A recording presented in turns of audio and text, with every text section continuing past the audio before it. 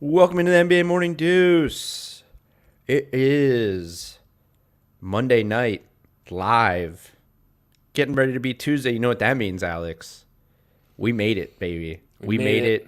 Even though we said we made it as if we've been waiting a long time, it just feels like we've been waiting forever, but we haven't. The season begins in earnest tonight, Tuesday night.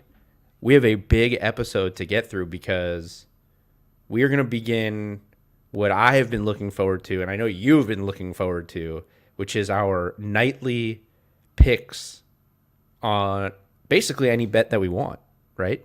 Any bet. And I've been looking forward to this because during the playoffs, I was killing it. And I have been sort of jonesing to become an absolute degenerate this NBA season and continue to win a lot of money and help hopefully the listeners win money too if they want to listen to me. We'll see. I guess I'll probably have to build that reputation back up of being an absolute killer with my picks. You should also take the time now to excuse yourself of any liability, just so nobody tries to sue you if they blow $50,000 on the. What would have? That's crazier lawsuits out there. Just saying. Okay, sure. It's not even okay. Anyways, so tonight, opening night, Lakers, Clippers, Nets, Warriors. At the end of the show, we're going to be making our picks. We're going to be doing all that. We are going to do our award predictions for the season. Since the season starts today, we are going to pick all the awards. Most improved player, sixth man of the year, Depoy, coach of the year, rookie of the year, MVP. We're going to be using the good old Bovada Sportsbook odds that we tend to use on this show. So we'll take a look at those. We can make some picks off of those odds too, but I also have, for a couple of the awards, I have some guys, or at least one guy for a couple of the awards that's not on the board. So I don't know how that works in terms of betting on somebody like that, but maybe there's some value there too. So we'll get to that. But first, as we always do, we're going to start the show off with some headlines from Monday. And I would say the biggest headline, which is multiple headlines from the day, was the 2017 draft class deadline was 6 p.m. Monday to get to sign their rookie extensions, so they don't become restricted free agents after this season. That's like the extensions that we are already seeing Donovan Mitchell, Jason Tatum, Bam Adebayo, and De'Aaron Fox sign. Everybody else was still eligible in that draft class. We saw a bunch of guys sign them. Some guys didn't. I think a lot of people are like, what the hell is happening? Because it all happened at once, like right around the deadline. Mm-hmm. So we can start, I would say, let's start here with this is the list of rookie contracts that were signed, the 2017 draft classes contracts that have been signed. Okay. And obviously it starts here, this list, for the people who are just listening, this list that I have up. The first four are the guys I've mentioned, Donovan Mitchell, Jason Tatum, Bam Adebayo, and De'Aaron Fox, who all signed the max rookie extension. Then today, we have Jonathan Isaac signs a 4-year, $80 million extension. Derek White with the Magic. Derek White from the Spurs, 4-year, $73 million extension. OG Anunoby, 4-year, $72 million extension. Luke Kennard, who has yet to play a regular season game for the Los Angeles Clippers, a 4-year, it says $56 million, but he gets another $8 million in incentives, so they've been reporting it as a $64 million extension. And Markelle Fultz, this is the one that you texted me about that shocked you, and I think shocked a lot of people, 3-year, $50 million extension. And obviously the last guy on that list there, we've already discussed on the show, Kyle Kuzma, 3 years, $40 million, which, by the way, after what happened today, that contract, which I said yesterday might end up being the best contract in the NBA, now looks even better after seeing some of these. Yeah. I mean, my first thought when I saw all this stuff, I saw Fultz 3 years, $50 million, and my first thought was, what is Kyle Kuzma's agent? What was he doing? How do you not get as much as Markelle Fultz? I don't understand it. I like most of these deals. Was there any that you were just like, what the hell's going on here? Well, I will say Fultz is more team friendly because the third year is a team option. Kuzma's is a player option, so there's a good chance that he goes if he keeps if he progresses, it's only going to be a 2-year deal really. Well, the Jonathan Isaac one is fascinating to me because he's out for the year. He's not playing this year. He tore his ACL in the bubble, and he will not be playing this season. So they are banking on the fact that, as we've mentioned many times on the show, modern medicine is just unbelievable and that he'll be back from full strength. But it was a pretty bad ACL tear, and who knows what he comes back as.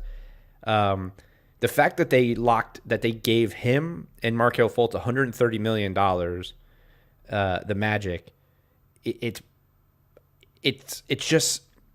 sort of, all of these strike me sort of as, well, except for the Kennard one. The Kennard one we'll talk about separately, but Isaac, Derek White, OG Anunoby, and Fultz, they strike me as what is the part of, the downfall of these more mediocre teams in the NBA. They're not going to get big time free agents, and if they see any type of upside in the guys that they sign or draft, they're going to overpay to keep them because they went and took a chance on them.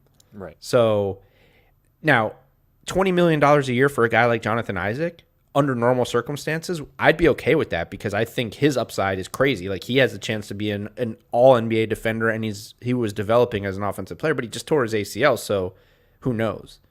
I mean, by all accounts, that will be a decent contract, but because they're not paying him until next year, so it's not like they're paying him $20 million to sit on the bench. So hypothetically, he's getting $20 million a year once he's healthy. We'll see. So that's not a bad one. The Fultz one, it's like, what's that, like $17 million a year, just about $16.5 million a year, and they just drafted a point guard who might be better than him. So the it's team just option's nice. I'm with you though. It's sure, yeah. I mean, it's very tradable. It's going to end up. These are all tradable deals, which is part of what strikes me about all of them. It's like, but like the Derek White thing is, Derek White's been good. He's been good for the Spurs. He's had flashes of being great for the Spurs, but isn't DeJounte Murray your future? And isn't Lonnie Walker your other? Like, those two guys have way more upside than Derek White, but none of these contracts are crazy. Like, the most anybody's getting paid in these deals is $20 million a year, Jonathan Isaac, which is a decent amount, but in today's NBA, it's not crazy. This is probably just what the market is.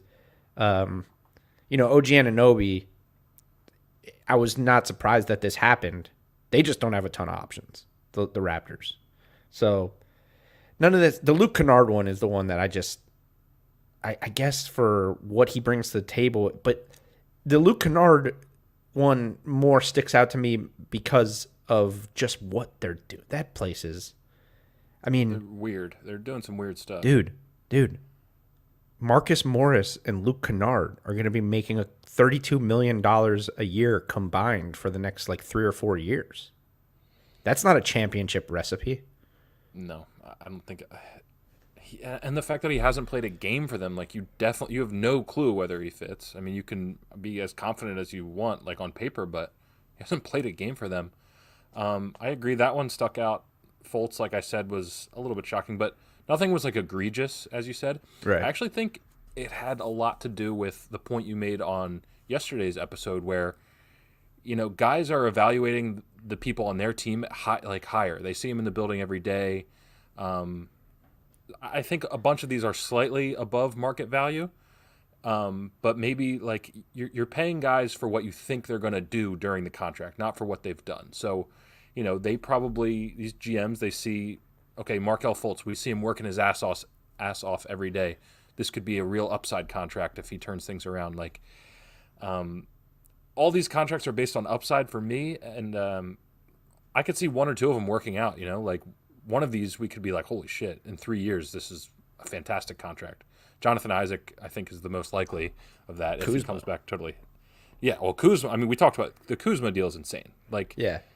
for him not to be making the same as at least Markelle Fultz is nuts to me. I would say the thing that stuck out to me more from the deadline is less the guys who got deals and more the guys who are not signing deals, which is Lonzo Ball, John Collins, Lauri Markanen, and Jarrett Allen are the notable ones that now, after this season, will become restricted free agents. It's really interesting because, that means that the Hawks had no intention of giving John Collins a max. He wanted a max. He's the most interesting one. Mm-hmm. If he keeps putting up the same type of numbers that he put up with the Hawks the last couple seasons, somebody will offer him a max deal next offseason. He will be one of the biggest free agents now that basically everyone's off the table. He will be a big time free agent. Someone will offer him a max. Obviously, the Hawks will have the first right to match it. He's the first one.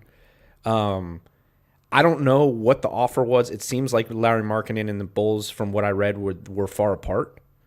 I think I don't like that he's not signing an extension because I think he is susceptible to his value dropping off big time this year because Kobe White and Zach LaVine could potentially be the studs for that team. Patrick Williams, they're going to play him a lot. He just got drafted 4th overall.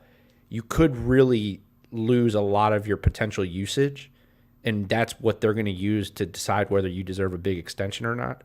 So I don't know what they were offering, so it's hard for me to say whether he should have taken it or not. But he's the one that concerns me. I don't necessarily see Lonzo, his value going up immensely unless he really starts to shoot the shit out of the ball. And then the Jarrett Allen thing is weird too because, does he end up losing minutes to does he end up not playing a ton because of DeAndre Jordan and Kyrie and Kevin Durant? Do they want to play with DeAndre? I don't know. But again, I don't know what these guys got offered, so it's hard to say. I mean, I guess the only downside is pissing a guy off because you can match whatever. This allows a team when a guy goes into restricted free agency and then you see what the market is for him and you can always match. But Jarrett Allen could be like, "What the hell, man? I've been playing really solid here. Why do I have to wait this long for a deal? Putting myself at risk of injury." It sounds like these guys in particular chose not to sign, right? Because they weren't getting what they were offered. Yeah, right. So let me put a hypothetical. Or I think Lonzo may actually be more like betting on himself type of thing. Right. I don't know that I can't imagine he thinks he deserves a max, but maybe he thinks with Zion. I hope not. Right, I'm saying, but maybe he thinks with Zion and and Brendan Ingram and having a full season in this system that he could play his way into being a max point guard or at least more than what he's getting offered, which I'm sure can't be a ton. Yeah. At this point. Let me pose. So, say Lauri Markanen was offered the same contract as Jonathan Isaac, 4 years, $80 million. He probably should have taken that, right? That seems like a pretty fair offer. I don't understand how you couldn't. It's mind blowing to me. But the Tatum, Bam, Donovan, and De'Aaron Fox got 5 years, 163. So that's 30 something a year. So there's a difference of 13 to 15 million or something like that between what Markanen. So John Collins, let's say John Collins got offered John Collins what if he got offered he might have gotten offered the Steven Adams deal, which was 4 years, 100 million, so 25 million a year. Mm-hmm. Man, I just can't. That's almost a $10 million difference. And I just can't imagine. With everything going on in the world, I can't imagine turning a deal like that down with all the uncertainty out there. If you John Collins is the only one that I understand. Right. Because the numbers and the upside, someone's going to give him a max deal. In a year next year where the only potential big time free agent at this point is Kawhi. Big if he opts out and decides to leave. Everyone else has signed their extensions. All the guys that we thought might be big time free agents next year, it looks like they're off the board. Mm-hmm. So it's John Collins could be, especially if they make the leap that people think they make, and maybe they make it to the playoffs as a 7 or 8 seed, and he has a good playoff series on a national stage. Someone's giving him max money. The rest of these guys, no. And Markkanen in particular, I don't think he's ever going to be a max. I don't think he's a max player. He could blow up and get max money by somebody who's desperate, but I just don't see it happening for him. And they're not going to be great this year. They're just not. I mean, they're going to be fun and they're going to score points and all that, but they're still rebuilding, man. Mm-hmm. So I don't see a scenario where he looks that much better this year that he's going to get more than the Isaac deal. Maybe a tiny bit more just because he has a skill set. Yeah, I mean, it definitely depends if he's healthy. I think he's a superior player to Jonathan Isaac, and I'm not down on Jonathan Isaac. You just know how high I am on Lauri Markanen. So, like, I get him betting on himself. I mean, he may think he is, like, on the same level as, he might think, if I was in the right situation, I could beat Jason Tatum, Like, he might be, like, that confident in himself. But, again, just if you shred your knee, I hope these guys can take out an insurance policy that allows them to, like, kind of hedge. But it doesn't matter, I guess, right? It doesn't.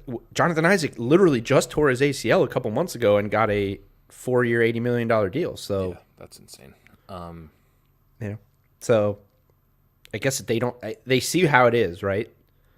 Guys get deals off injuries unless it's a career-ending injury, which seemingly like doesn't pretty happen. Rare. Yeah, pretty like, rare. Not anymore. Like it'd have to be something drastic and off the court to be career-ending at this point, because even the most devastating injuries we've seen on the court now, everybody comes back. Mm-hmm. And pretty much they come back pretty healthy. Unless you're like a big guy who's not, like a Boogie who just keeps re-injuring himself, which I'm sure has a lot to do with his size. Yeah. So we'll see what happens with these guys, but I don't know. It's a risk from the other three.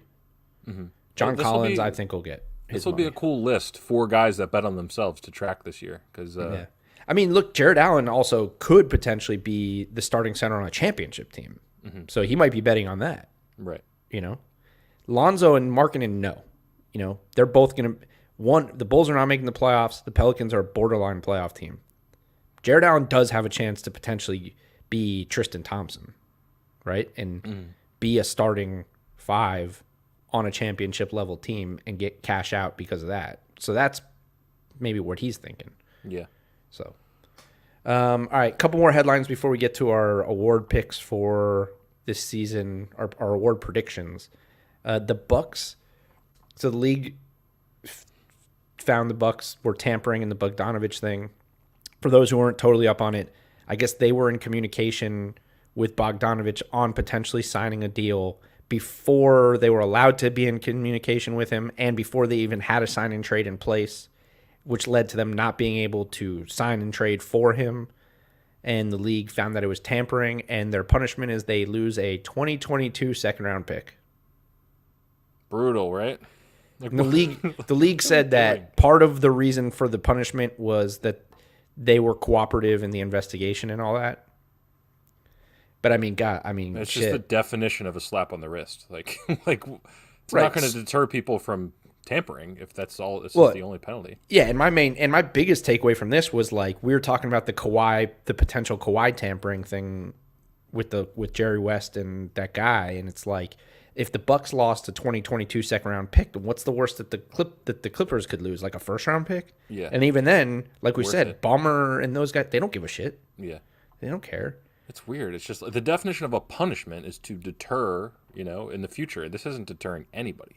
Yeah. It's weak by the league. Now, it wasn't like the worst thing in the world, and plus we know that tampering's going on. Mm-hmm. But it just does go speak to the fact that just get rid of the tampering rules. Yeah, just let people tamper. Like just stop, it becomes a bigger thing because the rule exists even though it happens. Mm-hmm. And I guess it's a way of trying to deter like the bigger teams and bigger markets and more powerful people from influencing the game, right? But this is the Milwaukee Bucks. Yeah. Like the first team that gets punished for tampering is the Bucks. Of all the teams, it's these are the teams that these are the small market type teams that as a league you're trying to help be competitive. If anything, it's like make the tampering rules for the Lakers and the Knicks, or not the Knicks, or fuck the Knicks, but like the big teams, and let the small teams tamper so they have a chance to be successful. Yeah, I don't know. Yeah, it'd be really interesting to try to make that list up. Who's allowed to tamper and who's not, but I mean, I think there's probably like six. I think there's like 6 or 7 teams that you're not allowed to tamper, and everybody else do your thing. Yeah, just try to be competitive. Just do what you can to be competitive. All right, last headline for the day is according to Ira Winderman of the Sun Sentinel, who's been covering the Heat down here forever, and also Brian Windhorst, but Windhorst reported it later, although of course, as it tends to happen, the national guy gets the headlines and all that stuff. The Miami Heat no longer engaged in talks for James Harden. And obviously a lot of the people down here are now talking about it and details are coming out. It just sounds like the Rockets were asking for everything. Like I saw one guy that is with one of these local outlets down here talking about that they were asking for like 7 players, 6 or 7, like that they wanted like Hero, Duncan, Kendrick Nunn, KZ Okpala, and then Iguodala and Kelly Olynyk to make the money work. Like that they just wanted to gut the whole team. It's insane. Houston can't even fit all those guys on their roster. Like right. And that's before the potential draft compensation. Yeah. Man, so maybe they are bungling this out of control. I mean, this deal should be done. This is crazy to me. Now, it's also worth noting for Heat fans that are like, oh, okay, I really want a James Harden. The Heat were also very much involved in Jimmy Butler from Minnesota, talking to Minnesota before he got traded to the Sixers. Like, basically the day before he got traded to the Sixers, the Heat were still talking to Minnesota and then decided now's not the time. And then eventually they landed Jimmy Butler after everything happened in Philly. So this doesn't necessarily mean and that Harden they landed Jimmy Butler for a much smaller price. Right, too, exactly. So it doesn't necessarily mean that he's not going to end up there. It just means that right now he's like, come on. Pat Riley's like, yeah, I'm not losing this trade. Like, you don't have the leverage. I'm not gutting my entire roster for James Harden. Now, there are some people who are like, okay. There really are people that I've seen down here that are just like, hey, none of those guys is ever going to be a star. So trade them all for a star. I understand that thought process too. I don't. Not when you were 2 games away from a title last year. It's insane. I don't know. I mean, I get the thought process though. I think the point is that they're saying like all of those guys that I mentioned are replaceable. It's hard to replace a Hall of Famer. Yeah, I mean, I would just argue that, I mean, they're replaceable, but you don't know if their replacements are going to fit together as well as that team did. But that's true. That's true. But it's just, I don't know. I will say James Harden had media availability again today, and he was asked like, "How are you feeling about your situation now that you've been back with the team for a little bit and whatever?" And he just said, "Next question." Did not answer. Pretty telling. Okay. So. And they're saying like, look, all the reports are that the Rockets are being aggressive and they're keeping him in the loop on everybody and on all the teams. So that's good. I was also reading about your team that one of the outlets that I was reading about it was also this South Florida outlet, that not the one that Winderman's with, but another one, saying that Ben Simmons has been offered in certain situations, like certain deal, like that they've discussed different iterations, and that Ben Simmons has been offered in some and not in others, and that Houston, I guess, is done with the Morey mind games for now and focusing on other options, which sounds like if it's not the Heat, the only other option sounds like Brooklyn, because that local guy from Houston is the only guy so far who's mentioned the Celtics and the Raptors. No one else is talking about them, and I haven't seen it anywhere, so I don't know that they're Farbod. The local? No. Farbod was the one who said that they were working to get him to Miami or Brooklyn by the season. Okay, gotcha. Which, again, obviously we're doing this live right now, so that could pop at any moment if it actually is going to happen. Mm-hmm. It was the local Houston guy who said that the Celtics and the Raptors were becoming front runners, but no one else. It didn't get picked up anywhere else other than just going viral because he said it and he's a local guy for a local ESPN affiliate. But not overly surprising here. Good. I mean, the Heat are going to stay the course. There are a lot of Heat fans who I know are happy about this. Tyler Hero became a beloved figure very quickly in South Florida. Like, people, as much as they would be, as much as if they got James Harden and they still could down the line, like I think, what have you done for me lately would kick in. And once Harden comes in and drops 50 and they go deep in the playoffs, people would be like, okay, we get it. Yeah. But the immediate would be, damn, man, Tyler was what could have been with Tyler. People love that guy down here. Yeah, I believe it. That was a special run, man. I mean, that's probably about as great a season can end without a championship if you're the Heat. Like Oh, sure. It was the best. Wasn't it the best? Wouldn't you say? Didn't we say? I think we talked about it. Like best ever championship run, but best ever run to a championship without winning a championship. Yeah. I don't even think. Yeah, they just stomped through the East. Well, they were a 5 seed. Yeah. They didn't really have a true top 10 player until Jimmy Butler sort of played his way into being a top 10 player in the playoffs. Yeah. Like, I don't think there's a player, even a Heat fan, that would readily say that before the playoffs they thought Jimmy Butler was a top 10 player in the NBA. And now I don't think you could find somebody who would tell you he wasn't, except for ESPN's top 100. And they had him like 12th. So, yeah. All right, let's do our picks. Let's do our predictions. I put picks here. I guess we could call it picks, Picks, right? predictions. It is more of a prediction, but because picks would be like as if they had already played, right? What do you mean? No, I mean picks like would be a like pick, if we were betting on them. But, yeah. Well, You know what I'm saying? yeah. But anyways, we'll start with 6 man of the year. I got the odds up here from Bovada on the screen. Do you want to start? Do you have a pick? I'll start because my boy is not on here, and it's a curveball. I'm going Karis LeVert. Steve Nash had some quotes that he could see him in that role. So it's not even guaranteed that he's going to be a 6-man. I think he falls into that role, and Karis LeVert is my pick for 6-man of the year. Yeah, but he's not. So he's not starting? He might start the season You know what I mean? Steve Nash, I was Googling up on it because I wasn't totally sure how it was going to work, but Steve Nash actually said the words 6-man of the year and Karis LeVert in the same sentence. He was talking about that as a possible role that he sees for him. Interesting. I mean, that's a good one. I actually think in terms of looking at the screen and looking at the odds, I think Spencer Dinwiddie at plus 1,000 is good value. Yeah. Considering he will be the backup point guard. And Kyrie Irving is going to probably sit games and he'll get random injuries. So there's going to be a lot of situations where Dinwiddie gets spot starts, but he'll still be considered 6-man because he won't start enough games. So he could potentially be. And I think Dinwiddie's probably playing for his next contract. He's still on a pretty small contract, and I got to imagine he's going to want to start at some point in his career, like be the regular starter somewhere. Yeah. So that's a good value. I also think Montrezl Harrell at plus 2,000 is insane value. Yeah. He's going to be, I mean, Marc Gasol's not going to be playing more than 15, 20 minutes a game, but Gasol's going to start, at least in the beginning. That's what I was going to ask. Is Trez definitely coming off the bench, you think? He wasn't preseason. Right. You know, when everyone was healthy and played, the starting Marc Gasol was in the starting lineup. Also, yeah, I mean, I don't see why you wouldn't. I mean, Gasol, as the game goes on, I mean, he's not like your spark. You know, he's the guy you start the game with, veteran, intelligent, all that stuff. Not that Trez isn't. Trez is shown what he is as he comes off the bench and he just a fucking spark plug. Yeah. Right? And now he's on a championship team. So I don't see how his odds fall so much other than the fact that this team is more loaded than the team he came from. Right. But he's going to play the same role. He's just on a better team. Yeah. So,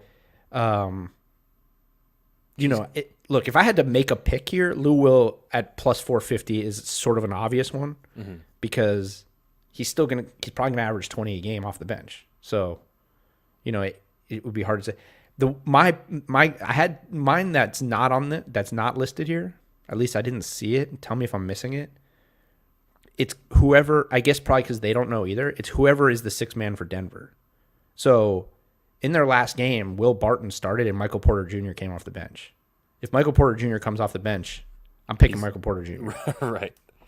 I will say that is not an official pick. Do you have an official pick? Because I need an official. My official pick is Trez. I think Trez goes back to back. Okay. And he's in such a good situation. Yeah. I think his numbers will be just as good, if not better. and it'll be more impactful because he's going to be on a better team. Yeah. And he's also playing for his next contract because he signed a small deal. I will say you got to be pretty nuts to actually bet on this, unless it's Lou Williams. But like a lot of these guys, an injury forces them into the starting lot. Like some of these guys could play out of their mind, but as starters because of an injury somewhere down the road. Like it's not even guaranteed that one of these guys is going to be eligible. Right? So, yeah, these first two awards are really tough. Yeah. Yeah. I mean, there are shots in the dark. So right, 6 man. So the next one is most improved player, which is another one that's just like it's. Oh, what just happened? All right, I just lost all the props. All right, well, I'll start with my guy who's not on the board while I try to pull these back up. Okay. For most improved player, Marcus Smart. Really? Wow. Wow. Why are you so surprised? I mean, that's just an not older player, but he's been in the league a while. I feel like most improved is like a second, third, fourth year guy normally. That's an interesting pick to me. I think he's gonna enter the starting. He played incredible in the playoffs. Mm-hmm. If he can carry that over into the regular season, and then he's in the starting lineup now. He has to replace the production of Gordon Hayward. He averaged 12 points a game last year. Yeah. So that's a very interesting pick. I wonder who the oldest most improved player is of all time. I'll track that. I'll find that for the next episode.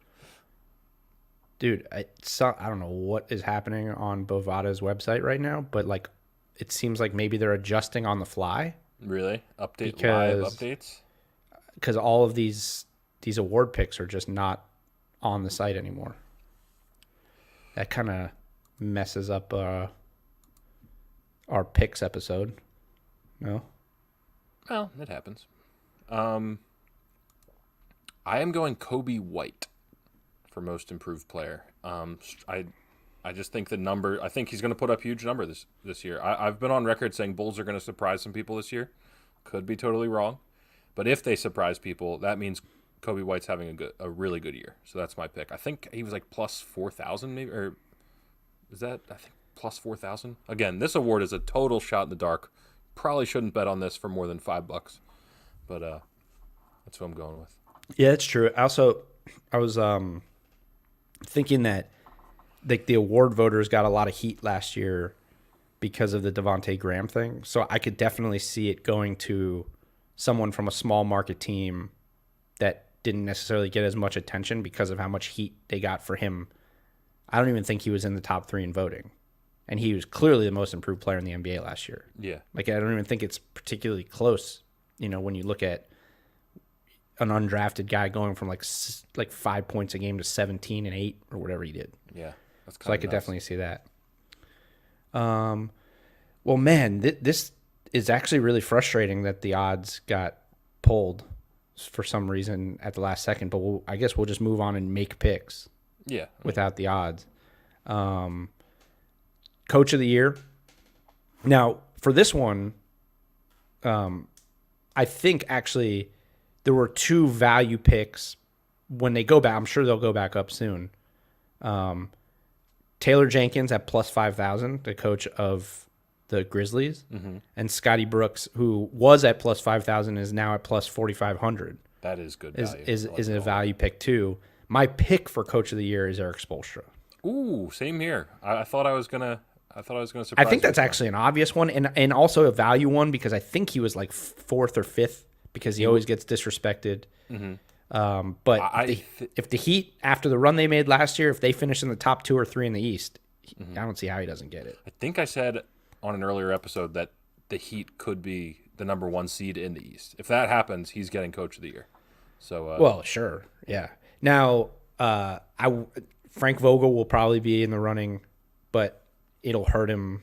Obviously, just the product of being LeBron's coach, that'll hurt. It's almost expected, Rick Carlisle was second in the odds. Oh, God, I wish I could pull it up. Rick Carlisle was second. Unfortunately for Rick Carlisle, as I think he's one of the best coaches in the NBA, and I think he's probably one of the most underrated coaches that in this generation of the NBA. Yeah. In recent history. Sorry, didn't mean to do that. But he's going to fall into this situation that happens with LeBron's coaches, which is if Dallas does what they're supposed to do this year, Luka's going to get the credit. Rick Carlisle won't get the credit. Yeah, Rick Carlisle, the expectations for that team in terms of their improvement is so high because of Luka that I think betting on Rick Carlisle to be coach of the year is a bad bet because of I think you're going to find that the Luka thing is going to be like the LeBron thing. His coaches just won't get the credit that they deserve. Yeah.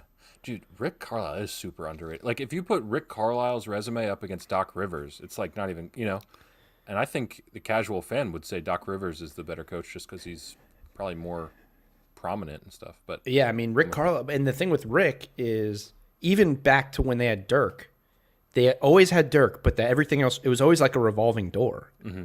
And they always had like some of like JJ Barea, who they just waived, which was like he had like an emotional press conference. It was pretty interesting. Kind of went under the radar. He's gone. He's not on that team for the first time in forever. But it was always a revolving door, and he's one of those guys who it has a fascinating ability to just plug and play. And it's kind of like what Spoelstra's done a little bit in Miami. Mm-hmm. But Carlisle's always just made it work every year. He has this one guy that they went through a little bit of a transition, but he had Dirk and now he has Luka, and then everything else, it's just like figure it out. But I wouldn't pick him for a coach of the year pick just because I think Luka's going to get the credit there. So Spo is my pick, but I do think Taylor Jenkins in Memphis, I think they're going to be good, and if they like creep into the 8th seed or the 7th seed, he's going to get a lot of looks. Yeah. He's going to get like he should have gotten looks last year. He's going to get the Billy Donovan looks like last year where they were good and no one thought they would be good. Yeah. But again, it's one of those things where if you're not in the top half of your conference, you probably don't get this award. Yeah. Defensive Player of the Year. This one, actually, I think there's only a few guys, right? And it's the same guys every year. Giannis, AD, Rudy Gobert. And then my value guy who I don't have the odds now, but I think he's like plus 4,000 right now is Draymond. That's your pick? No, I'm just saying he's a value pick. My pick is I can't not pick Rudy Gobert, AD, or Giannis. I'm deciding between those three. I just don't know. Right. I went with Draymond. I just don't know how healthy as the value pick. Yeah. I just think that it is a value. It's a good value because the odds are still. We don't know what that team's going to be, but plus 4,000 is good value. I think obviously that team has such a chip on its shoulder. I think they're going to play really well, and I think Draymond is going to be very vocal about how good they are. I feel like there's always seems to be lobbying for Defensive Player of the Year. Like Simmons and Embiid have always said, like, I want to win Defensive Player of the Year. LeBron's talked about wanting to win it. Like, I feel like it's an award that gets lobbied for, and I could see Draymond doing that a lot this year. I'm glad you brought up Simmons, because I think that if Calvin actually said, in my opinion, Monty Williams has a chance over the next few years. That's actually a really good one. Yeah, I like that. I didn't really take that into account, but getting Chris Paul, they're going to win a lot of games in the regular season. Mm-hmm. I guess the problem with them is that they won't be high enough in the West. So they'd have to, if they could like get the 5 seed or something nuts. 4 seed. I think you have to, if they could somehow get a top 4 seed in the West, Monty Williams definitely has a shot. That's a really good one, actually. And in terms of most improved player, the best odds right now is DeAndre Ayton. He's plus 800 to win it. Definitely possible. Possible. So Calvin, good call. I mean, that's actually a really good one. And so for Defensive Player of the Year, I was actually going to mention Ben Simmons and Joel Embiid, but they right now are both at plus 1,000. I saw that. So they split sort of the vote. Who do voters think is more important for that team? But I do think they're going to win a lot of regular season games. Doc's a good coach in the regular season. They are talented. Mm-hmm. So one of those guys could be in the running, but it's one of those things where they'll probably split. That's true. Like if the Sixers have an unbelievable year on defense, it is going to be hard to parse apart who is the better defensive player on the team. I mean, they're both. Ben Simmons is an outstanding defensive player, but so is Joel Embiid. The reason why I would lean Simmons is because he's going to be guarding the best player every night. Yeah, and probably move it. Yeah, exactly. He'll be moving around depending if it's a great wing or a great stretch 4. He'll be moving around. But that being said, like, the 3 favorites, Anthony Davis, Rudy Gobert and Giannis are not necessarily guarding the best player every night. Right, they're rim protectors. Yeah. So I guess Embiid he's about as close to like as a rim protector. He's one of the better rim protectors in the league. Oh yeah, if he's healthy, he's. But again, I think Ben Simmons is always going to get the credit because he is such a good wing defender and he's going to be guarding the top guys. So if he has good stretches, my pick. So you're picking Draymond. Yeah, I'm picking Draymond as considering the odds, like as a value pick, not just, Yeah. Man. I mean, gun to my head, it'd probably Gobert, like if I have to pick the winner. I think I'm going to go with Anthony Davis. No. Oh, you're supposed to have these down, Joey. I mean, but I couldn't figure it out. It's this defensive player of the year is probably the toughest one. Yeah. I'll go Anthony Davis. Okay. I think he should have got it last year, and they're going to be great again. So, I mean, and they lost some of their better defensive players, so if their defense is going to be great again, it's going to be even more on him. And I bet LeBron probably sits a little more than he did last year, so AD will get a little more spotlight. Not that he needs a ton more, but yeah, I'll go AD. Rookie of the year. Tough one also, just because this class is so random. We don't know who's going to step up. Just based off of what I've seen in the preseason, I'm going to go with the kid from Cleveland, Isaac Okoro. Nice. Okay. I think he looked really good in the preseason. He really has. And he's big. He just looks like NBA ready. Mine might surprise you. I'm going to go James Wiseman. And I think it's because they're going to need him. And I think the Warriors have another run left in them. And if he's a contributor on one of the best teams in the West, I think he could get it. Anything is possible. I haven't seen him play yet. I can't pick a guy who I haven't seen play in an NBA game yet. Yeah. I'm going solely off of what I've seen in the preseason. And Okoro, in every game I've seen him play, looks really good. Patrick Williams has looked comfortable too. I just don't think his numbers will be good. I think on a shitty Cleveland team, Okoro's going to have a chance to put up solid numbers. Yeah. I think Patrick Williams is going to be up and down. LaMelo, I don't think will score enough consistently, even though he's going to be very good and exciting. So he'll be in the conversation if he can get into this, if they end up putting him in the starting lineup. Obi Toppin, another guy who eventually I think plays his way into the starting lineup and could put up numbers. But I think from the start of the year, Isaac Okoro is a guy who's going to play huge minutes for that team and get next to Drummond, he'll be probably one of their leading scorers. Yeah. I guess Colin Sexton didn't play a ton in the preseason. We'll see how that impacts him. I mean, like Killian Hayes has been starting for Detroit, but Derrick Rose is still there. The kid in Sacramento, Tyrese Halliburton. I will say this. After watching Anthony Edwards' last game in Minnesota, he looked like he could be decent, and he's going to get a lot of opportunity, so he could be the guy too. But off of the little bit that I've seen all of them play in the preseason, I'm going to go with Okoro. Fair. We did not met the super sleeper here is Bol, which we had a whole episode on the guy. Technically, I guess. But he didn't play. They didn't even play him in the preseason. I know. By the way, Michael Malone is my other guy who's a value pick for Coach of the Year. Because they're going to end up being really good, especially in the regular season, and win a ton of games. If they can crack like the 2 seed or something. I was going to say, it wouldn't be shocking to me if they win them if they win the West in the regular season.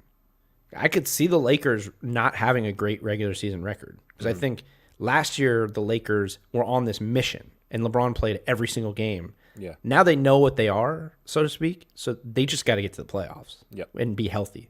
So I could definitely see Denver, especially with their depth in a year like this. I could see them having the best record in the West and Michael Malone winning Coach of the Year. That was one of the ones for Coach of the Year that I didn't mention. He's a value pick. Him or Spo. Or if it's not Spo for me, it's Michael Malone. All right, last pick, MVP. The favorite on Bovada, even though I don't have the odds up right now, the favorite on Bovada is Luka. I think he's the favorite everywhere. Yeah. But it's an easy pick. Easy? I mean, it's an easy, obvious pick to make. His numbers are going to be insane. I think you're going Kevin Durant. I'm thinking about it. Is that the obvious one? What do you mean obvious? Oh, I said Luka is the obvious pick. Oh, I'm sorry. I thought you were teeing up your pick for. No. Gotcha. This is another one where my head is still not totally there. Okay. Kevin Durant's a value pick. I don't remember what his odds are, but I think he's in the top 5 or 6 for odds. I think my actual pick is going to surprise you. I'm going with Steph LeBron. Curry. Oh. No, I'm going LeBron. It's just about time. Like, we know his numbers are going to be insane. If they can win the West and be the number 1 seed in the West, which obviously not a guarantee, if they can do that, I just think voters are going to be like, we've denied him a possible MVP for like 6, 7, 8 years now, and it'll swing his way. I don't disagree. But when the top 2 players in the NBA play on the same team, it's hard for one of them to win MVP. So, but I do agree that there does sort of seem, as much as we've had this LeBron fatigue for so long, and that's sort of swayed voters away from voting for him, it does sort of seem towards the end of his career, with everything he's done, now the narrative of, okay, he just signed this 4-year deal, he's getting towards the end, he already sees the writing on the wall, there's going to be like this switch in the groupthink of, okay, now he deserves it. I think it's totally possible. And I wonder if he would become oldest MVP. I'm not sure. And, by the way, I think there's also this overwhelming thought process by voters, by fans, by everybody, that regular season MVP has become so, like, such a watered down award. And people now look at the guy who just won back-to-back MVP, keeps getting knocked out early in the playoffs. Meanwhile, the guy who is the best player in the NBA, whose numbers are just a little bit less, but goes to the finals every year, doesn't get it. So I think even though it's still a regular season award, that could factor into whether people did. Now, the thing that I think could hurt LeBron in this conversation is how many games he's going to play in the regular season. Will he play? He's not going to play every game. Like last year, he went into the year saying, I'm going to play every game. Yeah. I think he'll try. He says he's going to play. He says he doesn't do the load management thing. I don't know that I necessarily buy that this year. I think he will sit more games than he has in the past. Yeah. And I just think they're going to start off. They could start off a little slow too, even though they're just so loaded. I mean, he's smart too. I mean, he just got his 4th ring. He is sniffing Michael Jordan's 6 rings. You know, if he can get one this year, if he can, you know what I mean? If he can get to 5 this year, and then he's got a couple more years to tie Jordan, like, he needs to be. I mean, obviously, LeBron's going to be smart about everything he does, but he should take some rest and make sure he's 210%, to quote James Harden's mom, for 210%. 210% for the playoffs. Yeah, I'm going to pick Luka. Okay. I just seemed like you kind of liked my LeBron pick for a minute there, though. I do. I love it. I think he should probably win it every year. But look, here's again. This is a whole other conversation for another probably next offseason or for an offseason show. The name of the award makes no sense. It should be most. We got into that, yeah. The name of the award should be most outstanding player, not most valuable player, because if it's really the most valuable player, it's LeBron James every year, and it's not particularly ever been close, other than maybe like the Warriors run. You could maybe argue that Steph was the most, but even then, people would say, well, no, Draymond was the defense. Oh, no, Kevin Durant. So every year, whatever team LeBron's on, that makes him the most valuable player in the NBA. For most outstanding player, it just, whatever. But Luka, I think the narrative has been written, just like the past couple of years, the narrative was written early on with Giannis. If Luka puts up the numbers that he put up last year and they're good again and they crack that top 4, he's just going to get it. Like, the media loves him. The media loves Luka. The media is the one who votes on it. So unless LeBron does have like this crazy statistical year and the narrative shifts around him to, he really is that guy, I just don't see how Luka doesn't get it if they're as good as they were. Right. Like if they make the leap that they're supposed to make. So I got to go with Luka. Okay. And it's tough because I also do think Kevin Durant, the way he looks, early on could very easily be that guy because they could easily finish with the top seed in the East. Definitely. We should definitely mention for any new listeners, we've basically ruled out Giannis. He's not going to win 3 in a row. So that's why his name didn't even come up during this discussion. No, I think he has no shot. Yeah. He would have to have an absurd year. He would have to be... But he's having an absurd... How much more absurd can it be? Right. Unless he suddenly... I mean, he airballed his first pull-up three he took in the preseason, so it doesn't look like he can shoot. If he could shoot, maybe there'd be some way of improving, but I just don't see how he could be much better than he's been statistically. Yeah, I don't see it either. And they've finished with the top seed in the East. They've finished with the top seed in the NBA every year, and they could finish with the top seed in the NBA again. I still don't think he'll get it. No, me neither. All right, those are our picks. We'll revisit them maybe midpoint, maybe around All-Star break when there's no All-Star game. Good. I think those were bold. Some of those were bold. We teased bold predictions. I think we had a couple bold ones in there. Yeah, for sure. All right, let's get to what I'm most excited about with this show. This is going to be an every night thing. And I will say this, Alex. I've noted on this show, big fan of Pat McAfee's show. Mm-hmm. They have a gambling show called Hammer Don is how they pronounce it. Okay. It's spelled DHAN, Hammer Don. They hammer picks. It's a gambling podcast that they do like 3 days a week. But basically the way they do their picks is, and they're obviously it's a football show, so it's different because there's not as many games. So what we're going to endeavor to do with picking games is a lot, I guess, is tougher for sure. But what they do is they just make picks, right? There's no limit to how many they could make or what kind of picks they can make. They just got to make some picks, right? So every week they make picks and then they keep track of it. So we're going to do it every night, right? No matter what the slate is, no matter how many games, whatever the bets are, you can bet. We can bet game spread, money line, props, over-unders, whatever you want to bet.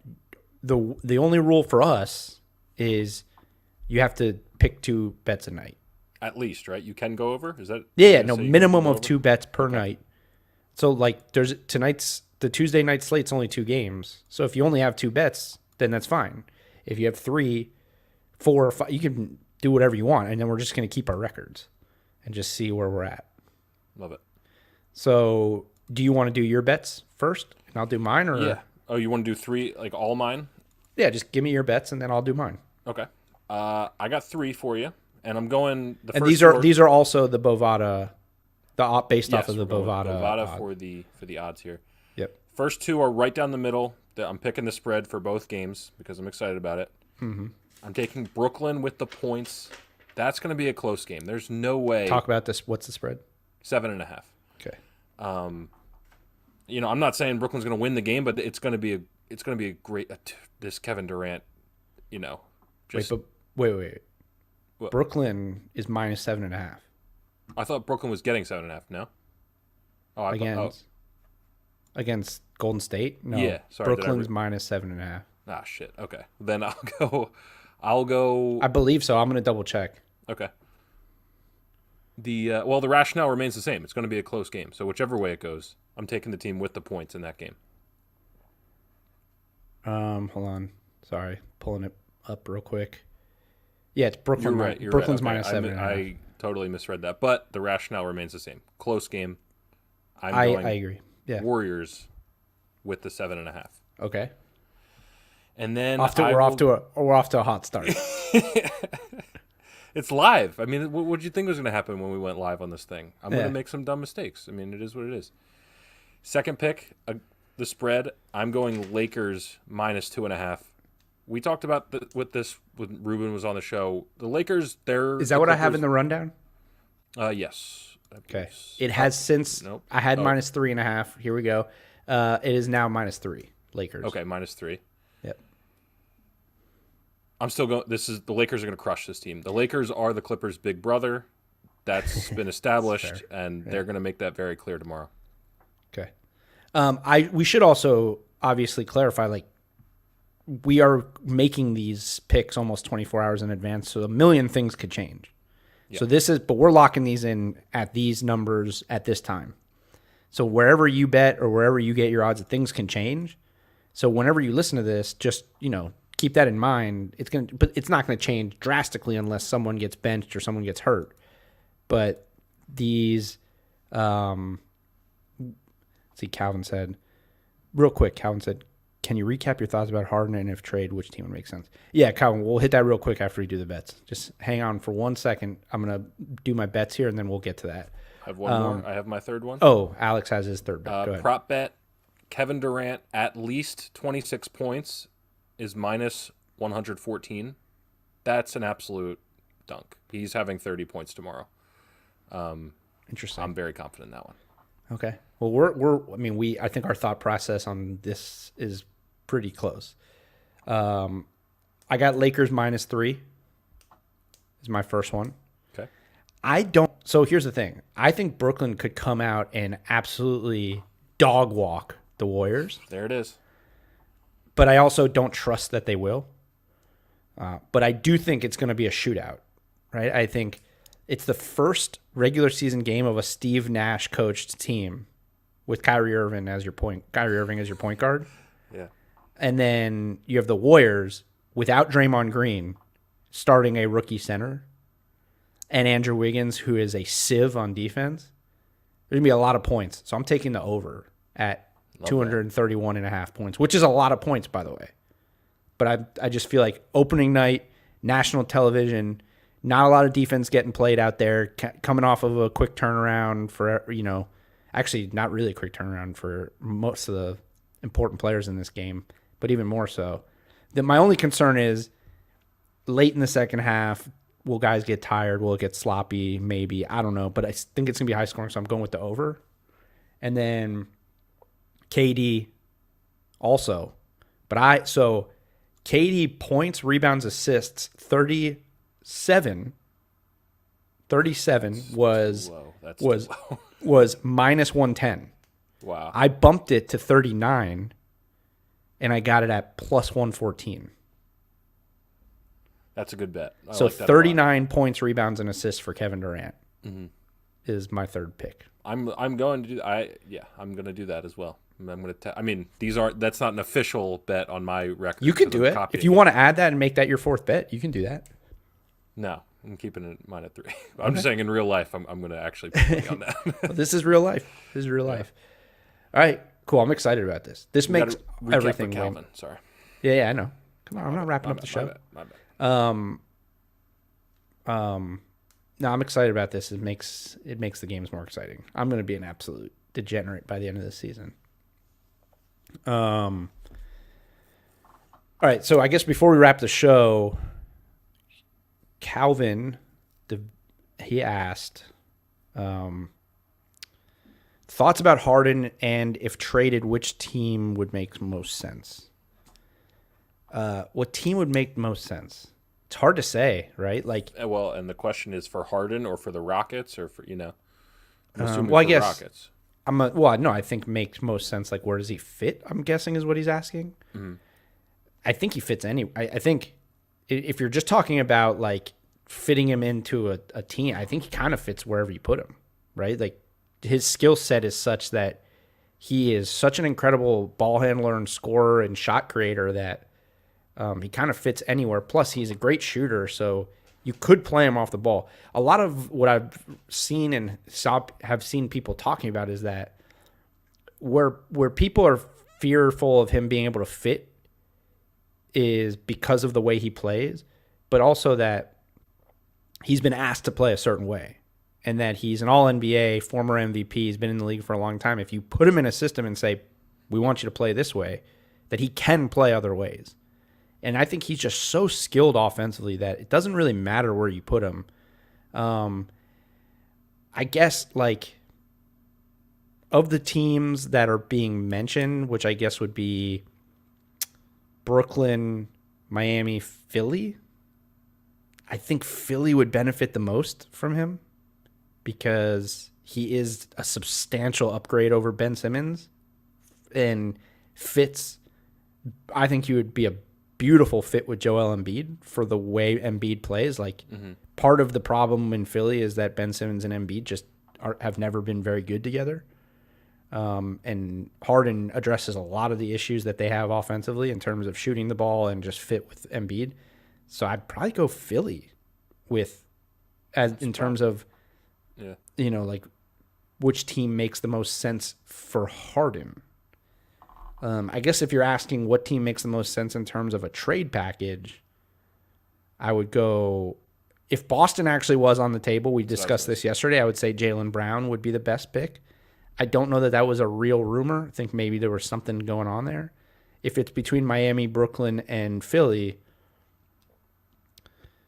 that's a tough one too because Brooklyn's giving you a bunch of role players. I think Tyler Hero's got insane upside, so maybe it's probably Miami because I love Tyler Hero, but Ben Simmons has a chance. Still young and has a chance to be really good too, so it's probably either Heat or Philly. I think all around, Philly makes the most sense for both sides, like that to make the most equal potential trade. So I guess I got to go Philly. I just don't think it's going to happen. I couldn't. Yeah, I think I'm right with you, and I'm just holding out hope. Calvin. I'm a Sixers fan. I don't know if I'm a huge Sixers fan, and it just makes so much sense. But maybe I'm just talking myself into that. It's going to happen, but well, I also think you look at it, if James Harden is going to pose organizational issues for whatever team he gets traded to, which I don't necessarily think he will, but if there is like a fit concern, then Philly is the best spot also because Philly's already a mess. So I don't think they could become more of a mess by getting a 30-point-a-game former MVP who will be playing for Doc Rivers. By all accounts, players like playing for Doc. And you got Daryl Morey there, who we already know has made it work together with him. Well, maybe. We don't know what the relationship is. Daryl Morey chose to leave, so keep that in mind. Houston, too. But, with the Nets thing, him, Kyrie, they would be insanely talented, but would there be issues there? Who knows? Miami, obviously, the biggest concern for all Heat fans and for anybody is culture. Will he fit the Heat culture? They were 2 games away from the finals. So Philly also makes a lot of sense just in terms of it's already kind of a mess. So this could potentially be the fix that they need to fix some of that mess. So yeah, I think all around, Calvin, to answer your question, Philly would make the most sense. It just doesn't seem like it's there. But there seems like a lot of misinformation out there around this whole thing. And it just does. I think I've said from the beginning, I just feel like there's this outside, it's like a 50-50 shot that it's one of these teams that's been mentioned, and then it's just some random team that really has not been mentioned yet. I saw one today. Denver, I can't imagine James Harden wants to go to Denver. Denver's been reported by small nobodies for a while. Yeah, but Jamal Murray, they'd probably struggle a little bit to make the money work. But Jamal Murray is. I wouldn't trade Jamal Murray for James Harden. Not at this point. Oh wow! I just wouldn't. Not what we saw from Jamal Murray in the playoffs.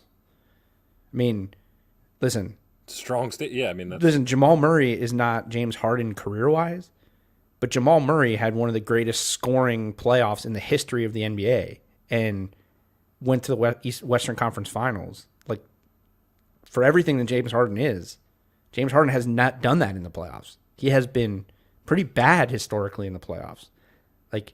Jamal Murray showed a level of basketball. I turned around on him too, in terms of what I thought about him. Do I think he's as good as Harden? Probably not, but I don't think at this point, at his age, what he showed in the playoffs last year, I don't think you could trade Jamal Murray for James Harden. I just don't think you can. I did not think you were going to, just because of, I didn't know you were going to go hard stop on Jamal Murray, not trading him. Jamal Murray. Just because of the discussion we've had with Tyler Hero, how it's different though. Yeah. I know it's different. Jamal Murray's on a different level right now than Hero. Hero could get to that level, but Jamal Murray's on a different level. What he did in the playoffs last year it's a different level of what we're talking about. And maybe it was a one-off, and maybe it was because it was the bubble and all that stuff. But Jamal Murray, I think, and you have to take into account that it wouldn't just be Jamal Murray. Mm-hmm. It would be Jamal Murray and other young pieces from that team that are valuable. And Jamal Murray's already so valuable that what they're doing there. And we just talked about how that team could be the 1 seed in the West this year. They're that talented. Mm-hmm. So I probably wouldn't do it. I don't know that. That's one team where I don't know that he makes them that much more talented. Because the one thing that Harden does better than anybody, Jamal Murray showed that he has the potential to be right on that, not on that level necessarily, but he's right up there, like in terms of his ability to just go out and get you 40 in a night. Or 50 if you need it, Exactly. So, all right, Calvin. Hey, Calvin, happy holidays to you. Happy holidays to everybody who, I guess I don't know why I'm saying that. We're going to be back tomorrow. So we're going to be here on Christmas. We'll be here all week. But Calvin, hopefully you'll join us the rest of the week. We'll be back on here tomorrow. And all throughout the holiday. I'm just gonna be watching basketball on Christmas. So we'll be with you, but we'll be back tomorrow night after the first 2 games. I'm pumped. Lakers, Clippers. First game is Brooklyn, Golden State, and we'll be back. We'll be up live after the Laker game. So we will see you guys tomorrow. Later.